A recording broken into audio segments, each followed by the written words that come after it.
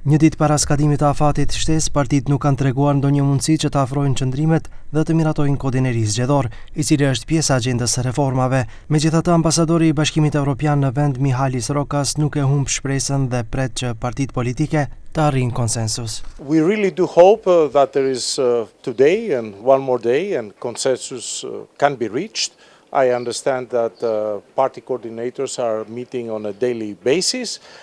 And hopefully this step will be achieved. As you know, it was already said in public that it concerns 4.2 million euros. So, and this they are to the benefit of the citizens in North Macedonia. So I hope that this consensus can be reached by the end of tomorrow. Por pavarësisht këtyre shpresave të euroambasadorit, partitë vazhdojnë të jenë në qëndrime diametralisht të kundërta. Kryetari i LSDM-s Venko Filipçe thotë se ata do të pranojnë atë ligj me të cilin do të përmirësohet mënyra e votimit, por nuk pranojnë futjen e një mekanizmi me të cilin zgjedhjet do të mund të manipulohen. Како ќе се контролира електронското гласање или праќањето писма по пошта? Не предлага власта освен овој предлог и контролен механизам, што ја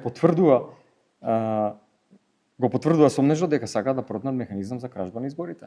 Ништо друго. А доколку сакаат, може да отвориме дебата во рамки на некоја експертска група да се најде соодветно решение. Тоа е вистински пристап. Nga VMRO DPMNE, Vajnia hedhin opozitës duke thënë se ajo nuk ka qëllim të arrijë marrëveshje për kodin e ri zgjedhor. Социјалдемократскиот сојуз, Левица и ДУИ не сакаат нов изборен законник затоа што тоа го спремаат за алиби во пресред на следниот изборен циклус. Отприлика тоа би изгледало вака.